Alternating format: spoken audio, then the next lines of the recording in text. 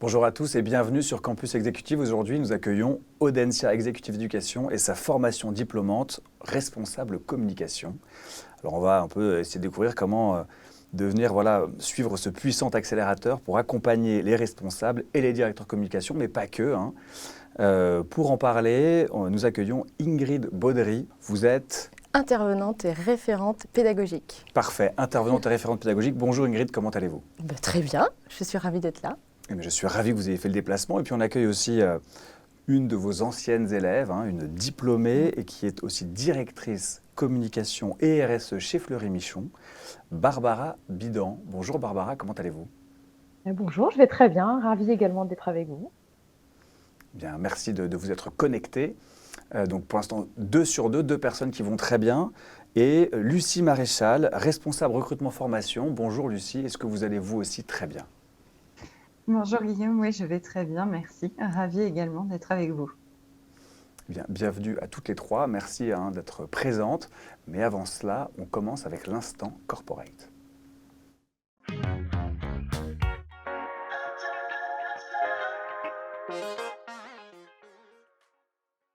L'instant corporate, Ingrid, vous le savez, ça va être 2 minutes pendant lesquelles je vais vous demander de nous résumer un peu le programme. Alors, c'est l'équivalent d'un elevator pitch, mais en un tout petit peu plus long. Est-ce que vous êtes prête, Ingrid ? J'espère. Bon, alors on vous écoute. Alors, le programme responsable communication d'Audencia Executive Education, c'est un programme qui se déroule sur 13 mois, qui s'adresse à des adultes qui sont soit déjà en poste en entreprise, soit qui veulent faire une reconversion professionnelle.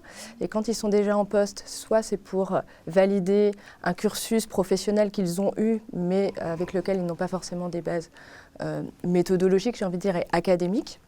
Soit c'est parce qu'il y a une évolution de poste qui est envisagée pour eux. À quoi ça forme vraiment la formation de responsable communication ? En fait, ça forme ce que j'appelle moi des experts généralistes de la communication. C'est-à-dire qu'ils vont avoir une connaissance très forte et très large de tout ce que peut requérir le métier de responsable communication, sans forcément en devenir des spécialistes. Ils pourront le devenir par la suite, bien sûr, des spécialistes, puisque je pense à certains diplômés, par exemple, qui ont pu devenir, je ne sais pas, social media manager ou community manager, par exemple.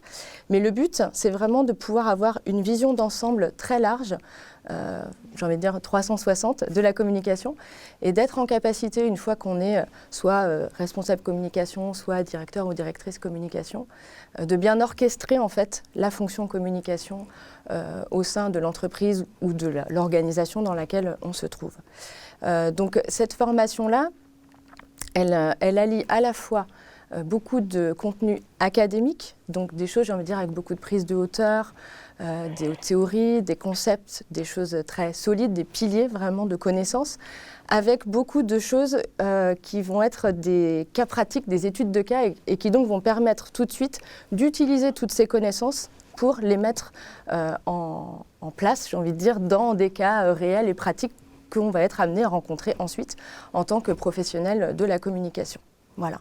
Bon, on va dire que ça fait 2 minutes, parfait, on va dire ça comme ça. Et puis on va aussi dire qu'on a hâte de creuser un peu plus tout ce que vous venez d'énoncer. Okay. Avant de rentrer un peu plus dans le vif du sujet, est-ce qu'on pourrait peut-être définir les termes de manière assez scolaire finalement, mais un responsable communication, quel est son rôle selon Audencia ? Ah là là. Alors, je crois qu'en fait, la fonction de responsable communication, selon moi, elle peut avoir plein de définitions possibles. Celle que je fais moi, c'est un petit peu celle que je viens d'esquisser en disant que c'est un expert généraliste. Je pense que c'est une des principales caractéristiques, c'est d'être un chef d'orchestre en fait, et d'avoir une vision très globale de la communication d'une entreprise et surtout d'être en capacité d'en déterminer la stratégie en fait. Voilà, c'est quelque chose donc à la fois avoir le côté stratégique et le côté opérationnel. C'est un peu le duo gagnant du métier de responsable com. Très bien, donc on sera un stratège opérationnel. Suivant la formation, c'est très clair. On va peut-être rentrer maintenant sur les admissions, les inscriptions, puisqu'il faut d'abord être admis pour pouvoir bénéficier de tout cet enseignement. Lucie, quels sont les éléments demandés dans le dossier de candidature et quels sont les points qui retiennent le plus l'attention du jury ? Eh bien, les éléments qu'on demande, c'est le CV, point très important, justement. On demande également le projet de motivation et le projet professionnel, qui pour nous sont des éléments essentiels pour déterminer si la personne a le profil pour accéder à la formation. Car pour rentrer au sein de ce programme, il faut bien sûr une expérience professionnelle puisque ça s'adresse à des adultes. Et il faut quand même soit avoir un cursus en lien avec la communication, soit avoir fait un projet de reconversion via un bilan de compétences. Donc voici tous les points, les 3 points essentiels que nous regardons. Très bien. Est-ce que vous aurez, pour le CV, est-ce que vous attendez un format particulier? Est-ce qu'il y a des conseils à donner? Une personne qui veut vraiment réussir son dossier de candidature, qu'est-ce qu'il doit faire ou qu'est-ce qu'au contraire qu'il ne doit pas faire? Eh bien, il doit déjà, pour son CV, l'idéal c'est d'avoir un CV orienté communication. Donc, ce qui est assez sympa dans ce métier-là, c'est qu'il y a beaucoup de créativité et des CV un peu plus, qui donnent un peu plus de dynamisme et de peps, pardon. Par contre, qu'est-ce qu'il ne doit pas faire? C'est surtout d'avoir un projet flou, pas encore abouti et pas défini. Car tout au long de la formation, les participants vont devoir travailler sur un projet stratégique et si son projet est trop flou au moment du dossier de candidature, nous ne pourrons pas sélectionner le candidat.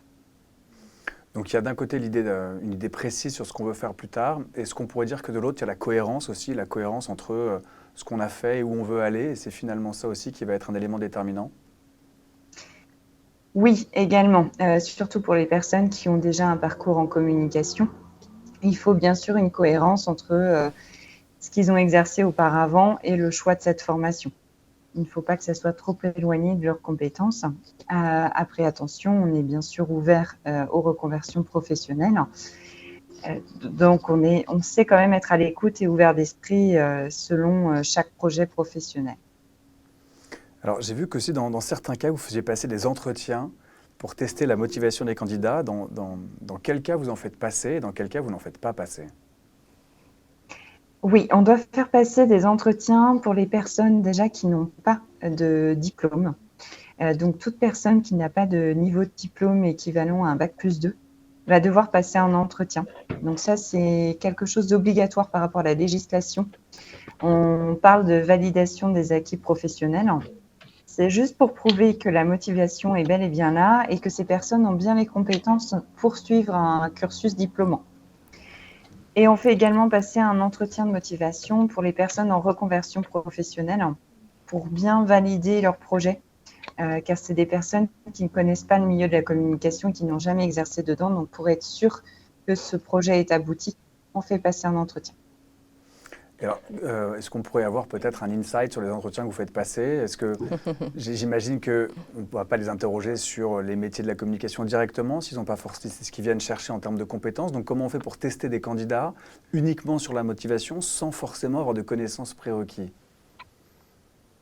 Alors, c'est vrai que cet entretien, on va dire que c'est plutôt un échange où on écoute donc sur ces candidats leurs compétences. Donc, on va les interroger sur pourquoi ils ont fait ce choix de formation, quel est leur projet d'avenir, qu'est-ce qu'ils aimeraient également faire comme stage ou métier par la suite. Est-ce qu'ils ont une typologie d'entreprise déjà visée, s'ils veulent exercer dans l'associatif, le public, des grosses industries? Voilà le type de questions que l'on peut poser. Merci beaucoup, Lucie. Barbara, peut-être que vous pourriez nous donner, en tant qu'ancienne candidate, puis ensuite ancienne étudiante, bien évidemment, est-ce que vous pouvez nous donner la façon dont ça s'est passé pour vous, quel a été justement votre parcours académique puis professionnel avant de postuler et comment est-ce que comment vous avez rempli votre dossier, quelles sont un petit peu les méthodes que vous avez utilisées et comment, selon vous, vous avez réussi du coup? D'accord. Tout d'abord, je tenais à rassurer nos auditeurs sur le fait que ce n'était pas du tout perturbant ou traumatisant de passer un entretien avec Lucie, bien au contraire. Moi, je l'ai pris très sérieusement parce que pour moi, s'engager dans cette formation, c'était très important. Donc, j'ai fait un CV le mieux possible et puis surtout, je me suis attachée à développer et essayer de projeter ce qu'allait être mon projet professionnel, pourquoi je rentrais dans cette formation. Et quand même, j'ai eu un regard assez critique sur ce que pouvait m'attendre le programme. Je voulais juste m'assurer qu'à la fin, j'aurais un livrable et on va dire des compétences attendues. Et notamment, moi, je cherchais beaucoup je cherchais améliorer toutes les questions de pilotage de direction de com, les questions d'indicateurs, etc. Donc, on en avait beaucoup parlé avec Lucie pour être sûr des deux côtés, que ce soit de l'école ou pour moi, d'être vraiment sur un format de formation qui allait me convenir. Quels sont les profils, Lucie, que vous recrutez? Est-ce qu'il y a une limite d'âge? Est-ce qu'à partir du moment où, je sais pas, est-ce qu'il ne faut pas dépasser un certain âge, ou au contraire, pas avoir moins d'un certain âge, du coup, la même question, voilà. Est-ce que vous pouvez nous dire un peu plus? Est-ce que c'est plutôt que des gens qui ont un parcours assez orienté marketing, communication, qui ensuite cherchent à avoir un complément de formation pour devenir ces experts généralistes, ou à l'inverse, pas du tout? Alors, on a tout type de profil. C'est vraiment l'avantage de ce programme. Et en termes d'âge, on n'a pas de limite d'âge. Chez nous, on recrute la plus jeune de la promotion de Barbara avait 29 ans. Et on peut aller au-delà de 60 ans. Donc, tout le monde peut suivre un cursus diplômant à n'importe quel âge, selon ses envies, ses besoins. C'est ce qui fait aussi la richesse de notre programme. Et au niveau des profils des participants, on a des personnes qui viennent aussi bien du monde du graphisme, des chargés de com, des responsables com, des directeurs com, tout ce qui est en lien avec le marketing, l'événementiel, la presse, donc tout ce qui est journaliste. On a des personnes en reconversion, donc des gens qui peuvent venir, par exemple, du milieu de l'informatique. C'est assez varié. Et peut-être que Barbara peut compléter par rapport au profil qui était dans sa formation cette année-là. Absolument, vous présentez la question suivante. Merci Lucie de spoiler comme ça mon interview. Barbara, pouvez-vous nous parler peut-être justement des profils étudiants de votre promo? Comment est l'ambiance? Et comment on fait comme ça pour même, je veux dire, entre 29 et 60 ans, il y a quand même un gap générationnel. Comment on fait pour se sentir en promo tous ensemble, malgré ces différences d'âge ou ces différences de profil et d'expérience pro et académique? La variété de la promotion, c'est indéniablement une des forces du programme. Donc, en effet, ça allait, alors, pour notre promo en particulier, pour être plus précis, ça devait aller de 29 à 49 ans. Donc oui, on commençait à sentir quelques différences générationnelles, mais c'était hyper intéressant. Et c'est vrai qu'au-delà de l'âge, ce qui était très intéressant, c'est qu'on avait des parcours très différents. On venait de structures différentes aussi. Donc ça pouvait être de la PME, du secteur public, comme pour mon cas, d'une entreprise locale, mais un peu plus importante. Donc c'était vraiment très intéressant de partager les visions, aussi de se faire challenger les uns les autres sur les sujets. Et puis, on en parlait tout à l'heure, le fait d'avoir à la fois de la pratique et en même temps énormément de mise en pratique. C'est-à-dire qu'à chaque cours, essentiellement, on devait avoir, je sais pas, une demi-journée qui était très théorique. Et l'autre partie de la journée, on était tout le temps en études de cas. Donc, avec des profils, encore une fois, très différents. Et c'était challengeant, c'était vraiment très riche. Et au-delà de ça, ça fait partie des forces et ça sera un de mes meilleurs souvenirs de la promotion. C'est la cohésion qu'on a pu avoir pendant cette année d'études. À des moments, avec des moments joyeux, des moments plus difficiles quand on est dans le dur et qu'on fait son mémoire. Enfin, c'était vraiment très, très important d'avoir un esprit de groupe tel qu'on l'a eu cette année. Alors, une promo avec un esprit de groupe. Hein. Ingrid, je vous acquiescez depuis le début de tout ce qui est dit par Lucie et Barbara. J'ai une question un peu différente, concerne peut-être plus les cours. 33 jours, est-ce que c'est vraiment suffisant pour booster significativement ma carrière? Je pense que oui, c'est bien. Le programme est plutôt bien conçu. Il comporte 7 blocs. Un premier qui est vraiment dédié à la stratégie de communication, un second qui est dédié à la communication numérique digitale, un troisième sur la communication corporate, un quatrième sur la communication de marque, le cinquième qui est un peu plus, j'ai envie de dire, opérationnel dans le sens comment on fait pour élaborer et produire des contenus, un sixième sur la communication interne et un septième qui a particulièrement intéressé Barbara, qui était dédié au management et au pilotage de la fonction communication. Oui, parce que c'est suffisant dans le sens où les choses s'enchaînent assez bien et on monte en gamme en fait à chaque fois. Et je crois que les participants savent pourquoi ils viennent, n'ont pas forcément toujours exactement conscience de la transformation que ça va opérer chez eux. Et bien souvent, ils mesurent, en jetant un petit coup d'œil dans le rétroviseur à la fin de l'année, et particulièrement une fois que le projet de mémoire est rendu et que la soutenance est faite, ils mesurent le chemin qu'ils ont parcouru et à quel point ils ont progressé dans leurs apprentissages, dans leur posture, et puis dans la façon dont ils vont aborder certaines problématiques de com qui vont se présenter à eux. Donc, le programme est bien conçu. Puis après une quarantaine de promotions, je pense qu'on peut dire que ça tient la route. Oui, je pense que vous avez l'expérience empirique. Alors, moi, j'ai lu que c'est un programme qui était irrigué de la stratégie ECOS 2025. Alors, ça ne veut pas dire grand-chose pour moi, mais j'imagine que pour vous, c'est très clair. Alors, vous pouvez m'expliquer. En fait, la stratégie ECOS 2025, c'est un sujet qui est vraiment dédié à Audencia dans sa globalité. Il se trouve que l'école est très investie sur tout ce qui va concerner notamment la RSE. C'est un sujet de fond et c'est un sujet sociétal dont Audencia est pleinement conscient et fait en sorte que ça rejaillisse et que ce soit distillé dans chacune de ses formations. Donc, de toute façon, quand on est sur les programmes de formation continue, que ce soit Audencia Executive Education ou même d'autres programmes, on ne peut pas se passer d'être en phase avec la société et les enjeux actuels, et d'autant plus dans les métiers de la communication qui avancent à une vitesse folle. Je veux dire, il y a 5 ans, il y a des métiers qu'on voit aujourd'hui qui n'existaient même pas encore. Donc on est obligé de tenir compte à la fois de l'évolution des métiers en tant que tels, mais aussi des évolutions sociétales qui nous impactent. Je pense par exemple au marketing implicatif ou à la communication implicative, puisqu'on peut aussi l'appliquer à la communication en général. Mais forcément qu'on en parle dans le programme de responsable communication, c'est évident. Vous l'avez ressenti, ça, Barbara, dans les cours? Alors, il y a effectivement déjà une ambiance qui peut être très RSE, puisque tout le monde s'entend bien, il n'y a pas de génération, on essaie de vraiment créer une véritable ambiance de promo, mais au-delà de ça, dans les matières, dans ce qu'on sait, vous êtes vous-même, vous avez un poste très orienté RSE, hein, c'est rien de le dire. Donc, est-ce que vous l'avez ressenti, ça, en tant qu'étudiante, en tant qu'élève? Est-ce que vous l'avez ressenti? Alors, cette empreinte RSE, en effet, on l'a senti à travers différents modules. On a eu la chance notamment d'avoir une intervention sur la stratégie de marque avec France Couzet, qui est une des spécialistes sur le sujet qu'on avait la chance d'avoir au Audencia. Donc, c'est vrai qu'on en a profité un maximum. Et puis, tout au long de l'année, on voyait bien… alors moi, j'y étais très sensible parce que ça fait partie de mon périmètre, mais on sentait qu'on avait en face des professionnels qui étaient très à la pointe, ou en tout cas…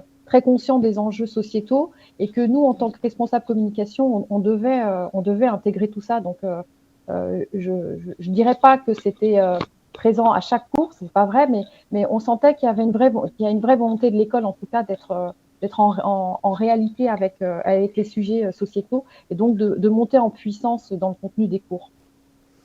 Et alors, à quel moment est-ce que vous avez ressenti le besoin de faire cette formation? On peut se dire, voilà, on a atteint un certain degré de maturité dans sa carrière. Les études commencent à être un peu derrière nous. Et non, je parle professionnellement parlant uniquement. Et on peut se dire, voilà, on a suffisamment d'expérience pour ne pas avoir besoin de suivre d'autres études. On se forme sur le terrain, c'est souvent aussi, c'est ce qu'on dit, on dit c'est en faisant que réellement on saura faire. Donc pourquoi est-ce que je repartirai sur les bancs de l'école? Comment est-ce que vous avez su qu'il fallait y retourner, et surtout, pourquoi avoir choisi Audencia derrière? Alors moi, j'ai une vision des choses un petit peu différente. Je pense que plus on avance en expérience, plus c'est important de continuer à se former justement pour pouvoir être au top jusqu'à la fin de sa carrière. Alors moi, c'est assez simple, c'est que pourquoi j'ai décidé de faire cette formation? Parce que pendant plus de 10 ans, j'ai travaillé dans l'entreprise Fleury Michon, et je travaillais sur les questions de nutrition santé. Et puis, j'étais en charge aussi de tout ce qui était prévention, gestion de crise. Donc, j'avais l'habitude d'être porte-parole aussi, et de gérer des situations sensibles, mais ça s'arrêtait là. Mon focus, mon job, c'était la politique nutritionnelle. Et puis, il y a 2 ans, on m'a proposé de prendre la responsabilité de la communication corporate et des affaires publiques du groupe.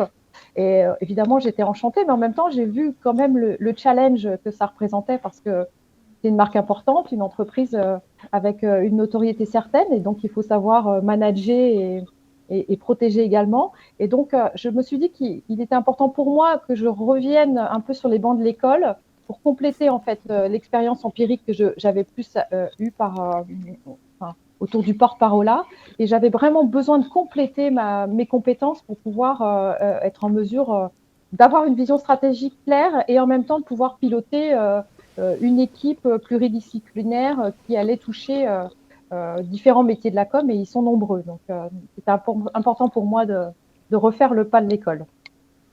Alors Ingrid, on voit que Barbara avait quand même un bagage professionnel important. Hein. Oui. Et pourtant, quand j'écoute Barbara, je me dis qu'elle a l'air d'être heureuse d'être retournée sur les bancs de l'école, que ça s'est bien passé.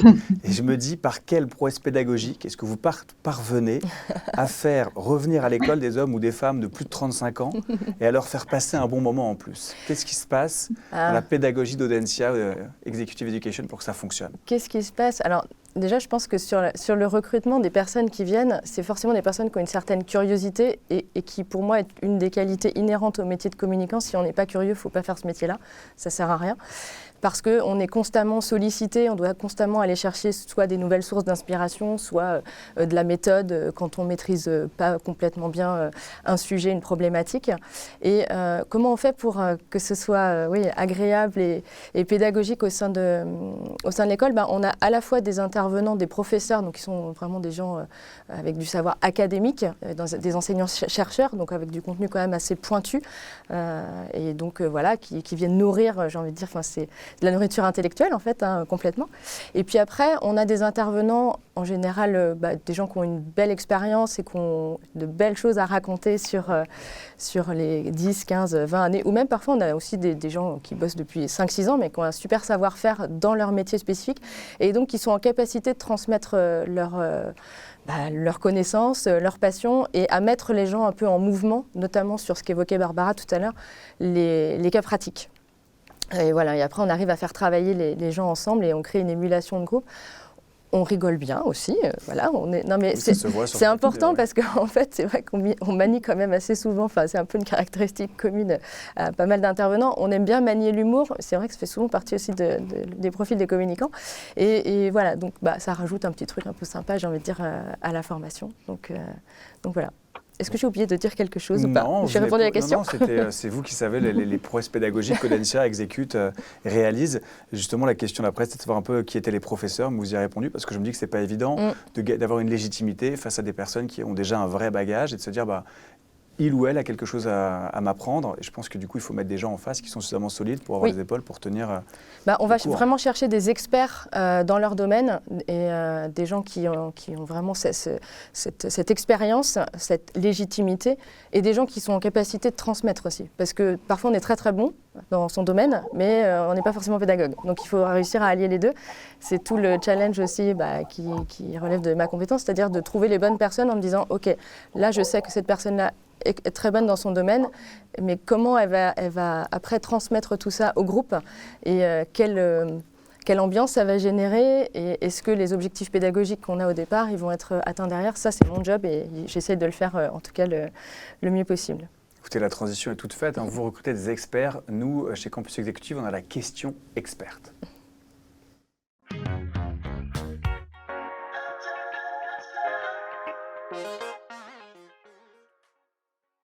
Alors, c'est la question experte pour une experte, bien évidemment. Et je vais vous la poser, Ingrid. Vous parlez de mouvement, justement, et le développement exponentiel du digital. Un cours, avec le développement exponentiel du digital, le cours devient vite obsolète. On peut se dire, ce que j'ai appris aujourd'hui, finalement, ça ne me sert plus à rien demain. Et donc, je voulais savoir comment vous faites pour garantir à vos étudiants qu'ils ne devront pas revenir dans 10 ans pour se former sur les futures nouvelles technologies. Alors, garantir qu'ils n'auront pas à revenir. Je pense qu'une fois qu'on a fait la formation responsable communication, on n'a plus besoin de revenir à ça. Mais comme on l'a évoqué tout à l'heure, notre métier évolue en permanence. Donc c'est à nous ensuite d'être en apprentissage réel et permanent. Moi, je le fais tous les jours.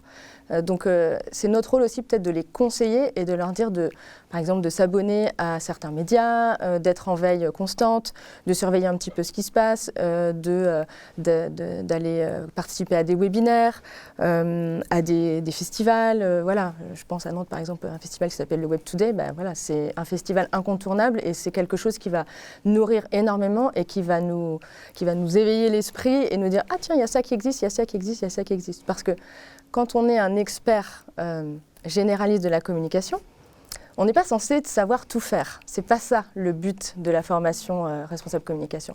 Mais savoir que tout, ou presque, existe, ça, c'est le but ultime de la formation, j'ai envie de dire. Et après, être en capacité, au bon moment, d'activer les bonnes personnes pour faire les bonnes actions.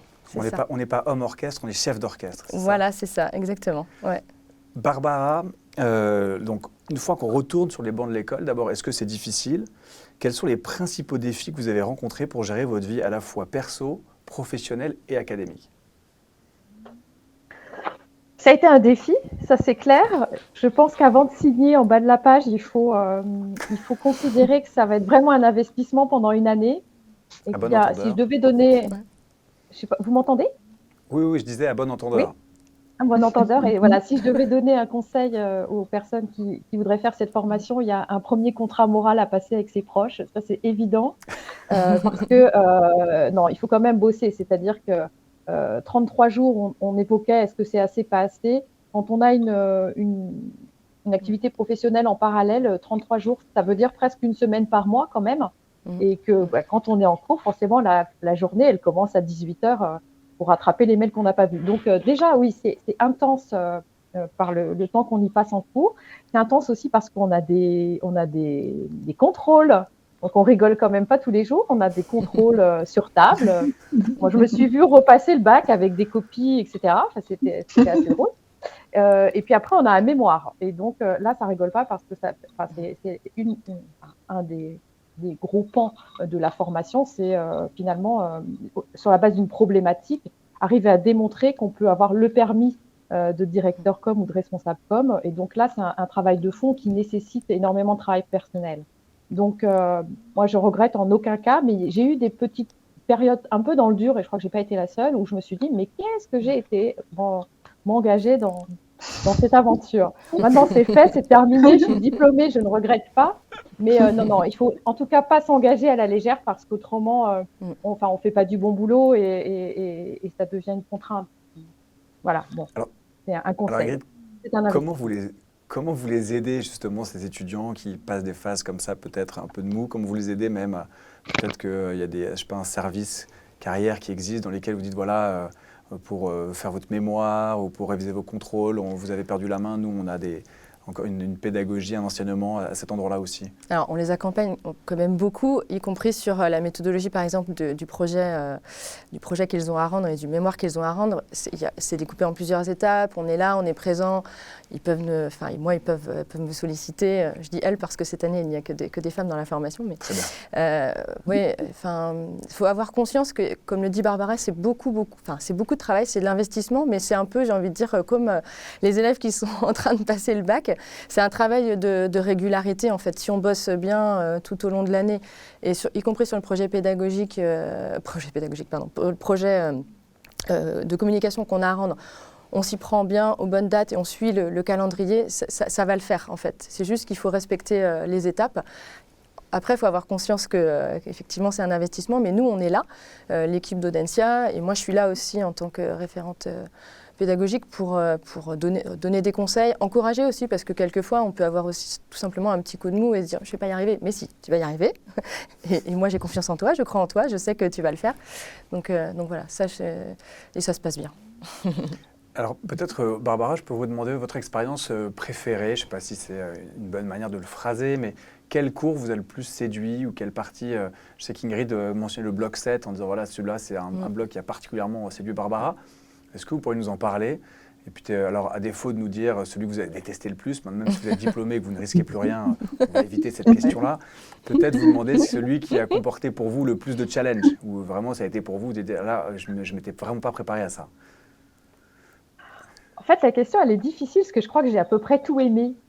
Et même si j'avais un peu d'expérience, de background derrière, en fait, l'approche pédagogique et le fait qu'on ait en face des experts vraiment dans chaque domaine font que je n'ai pas eu l'impression de perdre mon temps. Et si parfois je pouvais avoir les idées ailleurs, les intervenants arrivaient à nous accrocher avec des exemples très concrets. Et ça, c'est ce qui fait que je ne me suis jamais ennuyée. Après, si je devais faire le top 4 de mes cours préférés. Bon, je commence par la base quand même, la stratégie de marque. Ça, j'ai adoré, encore une fois, avec des intervenants de très grande qualité. Après, le plan de com, donc en l'occurrence traité par Ingrid. Donc, c'était un plaisir et c'est encore un outil aujourd'hui que j'ai au quotidien, voilà, affiché dans mon bureau qui m'aide à garder ma méthodo. Et une découverte, ça a été plutôt toutes les notions de communication omnicanal à 360. Vraiment très intéressante où là j'ai découvert beaucoup de choses et notamment j'ai pu approfondir sur toute la communication digitale qui était un petit peu moins mon domaine. Et puis donc voilà, ça c'était les 3 grands champs. Le bloc 7, Ingrid en a parlé parce que j'attendais de la structure et du pilotage. Et puis la petite surprise quand même du programme, ça a été notre cours de management. Alors, c'était pas présenté comme ça puisque c'était de la communication managériale, donc c'était dans le bloc interne, un bloc com interne. Mais néanmoins, on a eu une intervenante, mais vraiment extraordinaire, qui nous a emmené plus loin que finalement, le simple métier de communicant, mais qui nous a aussi adressé beaucoup de conseils sur la façon d'être manager, tout simplement, au-delà d'être à la com ou pas à la com. Et ça c'était une surprise. Je ne m'attendais pas à ce que ça élargisse voilà, du périmètre de communication et ça, c'était très chouette. Et puis voilà, non, je n'ai pas détesté du tout les cours, même si j'avais des appréhensions sur le droit de la communication. On avait un intervenant super et c'est parfaitement passé. D'accord, et vous me confirmez que pour le cours d'Ingrid, vous ne parlez pas sous sa menace. Hein. Vous êtes... Non, elle m'a juste promis voilà, un déjeuner. Elle n'est pas au courant. Elle ne le sait pas encore. Comment gagner un déjeuner en 2 minutes? Ça, vous avez appris devant témoin. C'est ce que vous avez appris à Audencia en cours de négociation. Très bien, c'est entendu. Est-ce qu'il y a eu, Barbara, un décalage entre vos attentes et la réalité de la formation? Alors ça peut être un décalage positif, comme un décalage négatif, bien évidemment, comme ça peut être, non, c'était finalement assez fidèle à vos attentes, à ce que vous envisagiez. Non, il n'y a pas eu vraiment de décalage. Je profite pour dire dans les attentes où ce que j'ai apprécié particulièrement, c'est le soutien de l'école. J'en ai pas beaucoup parlé tout à l'heure, mais au-delà de dire qu'en effet, c'est un investissement qui nécessite beaucoup de soutien familiaux, mais aussi l'école et l'équipe de Lucie a toujours été super proche pour qu'on y arrive. Donc, c'était plutôt une attente au-delà de ce que j'imaginais. Enfin, Audencia, on a eu l'occasion en fait de profiter de toutes et des installations et des professeurs d'Audencia. Et ça, c'était au-delà de ce que j'espérais. Alors, vous avez parlé de l'équipe de Lucie. Et j'ai une question pour vous justement, Lucie. Quel diplôme est-ce que je reçois à la fin de la formation exactement? Enfin, quelle reconnaissance ça a auprès des entreprises? Alors, à la fin, c'est délivré un titre RNCP donc de niveau 6. Donc, c'est reconnu par le ministère du Travail et c'est un équivalent Bac plus 3-4. Donc, c'est quand même une belle reconnaissance professionnelle. Donc, c'est reconnu aussi bien par l'État et les entreprises. Puis bon, on ne va pas se cacher, reprendre une formation adulte, c'est quand même une belle preuve de courage et de motivation. Et c'est un bon booster pour sa carrière. Et ça montre aux entreprises qu'on a envie d'apprendre, d'évoluer et de continuer à monter en compétences. Donc, c'est que du bonus. Et quels sont les métiers précisément auxquels vous préparez? Parce qu'on parle de responsable communication, de spécialiste généraliste. Mais concrètement, ça se traduit par quoi dans le monde du travail? Quand je veux postuler après, donc voilà, je vais être diplômé et je vais pouvoir postuler à quel poste? Alors, ils peuvent postuler à tout type de poste. Tout dépend vraiment de ce que eux ils ont envie de faire. Alors, bien sûr, notre diplôme prépare à des postes de manager de communication. Mais le métier de responsable communication ne comporte pas toujours du management. C'est un métier à responsabilité. Donc, on peut être le chef d'orchestre d'une entreprise et à tout seul au sein de son service à manager toute la communication. Donc, ils peuvent postuler vraiment à tout. Après, on a des personnes qui créent leur propre entreprise aussi, qui se mettent à leur compte. On a aussi des personnes qui se mettent dans l'événementiel, qui deviennent donc des spécialistes, par exemple, responsables de la communication interne. Voilà, ça ouvre beaucoup de portes, et aussi bien dans le public que dans le privé ou dans l'associatif. Et comment est-ce que vous aidez, donc toujours à vous, hein, Lucie, comment est-ce que vous aidez les diplômés à s'insérer dans le milieu du travail? Est-ce qu'il y a un réseau d'anciens qui peuvent utiliser? Est-ce que vous avez des offres que vous recevez en priorité? Comment est-ce que vous les aidez concrètement? Alors ça peut être aussi par des ateliers, hein, des ateliers CV, j'en sais rien. Bon, a priori, à ce moment-là de leur carrière, ils savent en faire un, mais comment est-ce que vous les aidez concrètement à s'insérer sur le marché du travail, sur le marché de l'emploi? Alors, il y a plusieurs choses. L'avantage de suivre un diplôme, et dont ce diplôme responsable communication Audencia, c'est qu'il y a plusieurs points. Le premier, c'est qu'ils ont déjà leur effet de promo. Donc, il faut savoir qu'ils forment une vraie famille entre eux. Et déjà, il y a un fort soutien et beaucoup d'échanges. On ne pense pas, mais certains trouvent un poste grâce à leurs camarades de promotion. Il y a également les intervenants qui peuvent leur transmettre des offres ou par réseau leur conseiller certaines personnes. On a bien sûr un réseau alumni au sein d'Audencia, donc ils feront partie de plus des 27 000 alumni d'Audencia, qui a donc un service Career Center qui peut les accompagner avec un coach, aussi bien dans leur recherche d'emploi que dans leur projet professionnel. Ils organisent également des événements auxquels tous nos participants peuvent suivre, rencontrer d'autres diplômés et créer leur réseau. Il y a des clubs également auxquels ils peuvent s'inscrire. Et puis nous, on a fait le choix pour le programme Responsable Communication de s'associer avec l'APECOM, donc qui est une association de communicants et qui est l'une des plus importantes de l'Ouest, qui organise des événements. Donc ils ont une adhésion offerte tout au long de leur année du programme. Et puis cette association a également un service, on va dire un peu de parrainage et de coaching pour les participants en recherche d'emploi ou dans leur montage de leur projet professionnel. Et ils sont parrainés et coachés par un communicant de cette association et qui est là pour les booster et leur donner des petits conseils. Et ça, je pense qu'Ingrid sera plus à même que moi de parler de cette association. Très bien, Lucie, j'entends votre appel du pied parfaitement. Ingrid. Oui, la PECOM, donc c'est une association de professionnels de la communication qui œuvre sur Nantes depuis un peu plus de 20 ans et qui donc offre ce service à ses adhérents qui s'appelle APECOM Job. Donc chaque année, en fait, il y a entre 10, 15, 20, ça dépend, personnes qui sont en recherche d'emploi et qui ont besoin d'un petit coup de pouce, mais plus en mode coaching, accompagnement. C'est-à-dire que l'APECOM Job ne va pas forcément les aider à trouver l'emploi, mais plus être là en soutien et puis peut-être parfois quand même faciliter une mise en relation avec quelqu'un ou quoi que ce soit. Donc il y a un système parmi les adhérents, il y a des parrains marraines qui se déclarent. On met en face des filleuls et voilà, les choses peuvent se faire. Et comme chaque année dans les promos de responsable communication, il y a 2, 3, entre 1, 3, 4 personnes, ça dépend, qui sont en reconversion professionnelle et qui cherchent un emploi à l'issue de la formation. Ça peut être un petit coup de boost en mixant, j'ai envie de dire, le service carrière emploi d'Audencia plus la PECOM Job, etc. Enfin, à un moment donné, on a toutes les cartes en main pour réussir et trouver un job dans la communication une fois qu'on est diplômé, quoi. Barbara, vous l'avez ressenti, ce changement? Est-ce qu'il y a vraiment une différence dans votre carrière? Est-ce qu'il y a eu un avant-après? Et alors si oui, lequel, bien évidemment?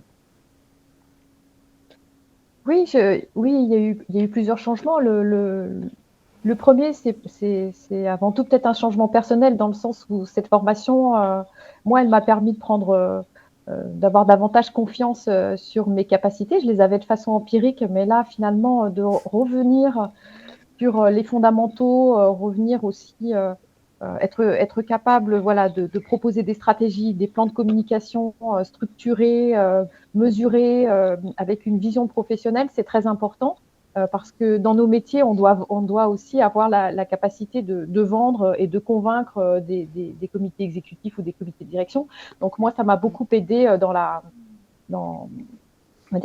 structuration, dans la formulation de mes recommandations. Donc en termes de confiance, c'était évident. Un an après, voilà, je suis maintenant en plein dans ma fonction, complètement épanouie, avec voilà, une vision stratégique que j'arrive plus facilement probablement à déployer qu'au démarrage. Et je m'éclate dans ces questions-là, dans le management, dans le recrutement aussi, dans la montée en compétences de mes équipes. parce que je sais où les emmener, parce que j'ai vu où étaient les métiers, où étaient les enjeux de demain en termes de com. Donc, ça me permet aussi d'emmener mes équipes un tout petit peu plus haut et c'est chouette. Et alors, on parlait justement de CD. La promo peut même être vecteur de trouver un emploi, trouver un métier tout de suite à la sortie. Est-ce que vous avez encore des liens avec les étudiants de la promo et qu'est-ce qu'ils font finalement aujourd'hui? Oui, on a des liens, on continue, enfin, on a toujours été, enfin, on se voyait tous les mois, et puis on a, pour tout vous dire, un groupe WhatsApp qui est très dynamique. Donc, on sait exactement où en sont les uns les autres. Donc, on s'est suivi beaucoup jusqu'à la fin de la mémoire soutenance, les résultats évidemment qu'on vient d'avoir. Et puis aujourd'hui, on voit que dans les profils, certains, il y a quand même on était une quinzaine de mémoires, dont 3 personnes qui cherchaient des emplois, donc celles-ci ont trouvé dans des postes de chargé de com ou de responsable com. Et puis après, ce qu'on a vu dans la promo, ce qu'on observe aussi, c'est des personnes qui ont évolué. Voilà, de chargé de communication, ils sont passés de responsable communication avec des périmètres parfois plus larges, des budgets plus importants à gérer. Donc, on voit bien que ces formations permettent de monter en compétences et finalement aussi de reconnaître à juste au titre la compétence de la personne. Et puis, il y en a aussi qui sont partis dans des projets professionnels assez courageux. Et c'est très bien. Donc, ouais, on va tous bien et je pense qu'on est tous très contents d'avoir fait cette formation. Donc tout le monde est content à Audencia. Maintenant qu'on a tous envie de s'inscrire, après un tel discours. Lucie, je propose de parler du nerf de la guerre, le financement. Est-ce qu'il y a des moyens pour, peut-être, ça représente peut-être un coût pour certains professionnels, ça a un investissement personnel, oui, mais financier aussi. Est-ce qu'il existe des aides? Oui, bien sûr. Alors, on sait que ça représente un coût puisque la formation est quand même de 10 500 €. Il y a des aides. Tout dépend du statut. Donc, il y a les personnes qui sont en poste. Déjà, elles peuvent faire appel à leur entreprise. L'entreprise peut, si elle le souhaite, participer au financement de la formation, soit via leur OPCO, soit sur leur plan de formation. Et il y a également un dispositif très intéressant cette année qui est le FNE. Donc, c'est un fonds qui a été débloqué par l'État français pour les OPCO pour pousser la formation des salariés. Et donc, les salariés peuvent se faire financer quasiment l'intégralité de la formation. Après, pour les personnes qui sont toujours salariées, si leur employeur ne souhaite pas ne souhaite pas financer la formation, ils peuvent faire appel à Transition Pro, qui est anciennement le fonds GESIF et qui permet de financer une partie de la formation dans le cadre de la reconversion professionnelle. Donc, c'est un dossier à monter et donc je suis bien sûr là pour aider à monter ce dossier. D'autres peuvent également financer avec leur CPF et l'entreprise peut, si elle le souhaite, compléter. Et pour les personnes en recherche d'emploi, les aides sont un peu plus restreintes. Pour ceux qui n'ont pas de diplôme au-delà du bac+2, ils peuvent avoir un financement de Pôle emploi quasiment dans l'intégralité. Par contre, pour ceux qui ont déjà un diplôme, il va falloir utiliser son CPF et demander à son conseiller s'il accepte de l'aider à hauteur de 1 500 €. Très bien, c'est très clair. Maintenant, on sait ce qu'on doit faire si on a envie de pouvoir postuler à cette formation et en plus de ça, d'être aidé. Je vous propose qu'on passe tout de suite au mot de la fin.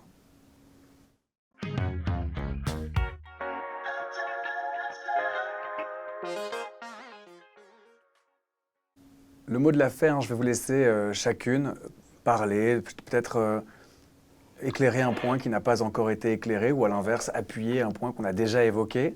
Et après, j'aurais peut-être une dernière question pour chacune d'entre vous, mais pas tout de suite. Commençons d'abord par le mot de la fin.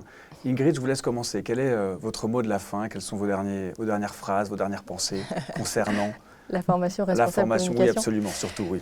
C'est une formation, je pense, qui transforme de la même manière que quand on fait de la com, on fait une promesse, en fait, par la veste d'un slogan, d'une vidéo, d'une affiche, de quelque chose. On fait une promesse de transformation. Cette formation-là, elle transforme les gens et elle vous amène vers quelque chose de mieux pour vous. Et elle vous légitime, en fait, dans votre fonction. C'est pas de la pacotille d'avoir ce diplôme-là. Il y a un vrai bagage derrière, académique et je vais dire opérationnel à travers les études de cas. Et voilà, après, on est vraiment un pro de la com et on peut exercer. Un pro généraliste. C'est ça. Parfait. Lucie? Et moi, j'aurais envie de dire, rejoindre la formation responsable communication, c'est avant tout de l'humain. Donc, on a à cœur de vous chouchouter, de vous accompagner tout au long de cette formation et d'avoir un bon état d'esprit. Donc, rejoignez-nous et venez découvrir ce que c'est la mentalité à Audencia comme une vraie famille. Parfait, c'est très clair. Merci beaucoup, Lucie. Barbara? Pour moi, cette formation, ça a été une année que je dis souvent, une année d'inspiration, parce que voilà, de l'empirisme, je suis passée à beaucoup de méthodos et ça m'a beaucoup aidée à titre professionnel. Et puis aussi une année de respiration, parce que ça m'a permis aussi de prendre de la hauteur, de faire des rencontres humaines extraordinaires. Donc, je suis vraiment très, très contente de cette année. Et voilà, sur les plans humains et sur les plans professionnels, ça a été une réussite. Alors, je voulais vous demander à chacune de me donner un mot, peut-être pour définir le programme, mais j'ai l'impression que vous l'avez fait finalement de manière assez intuitive. Hein. Ce sera transformation, inspiration et humanité, humain.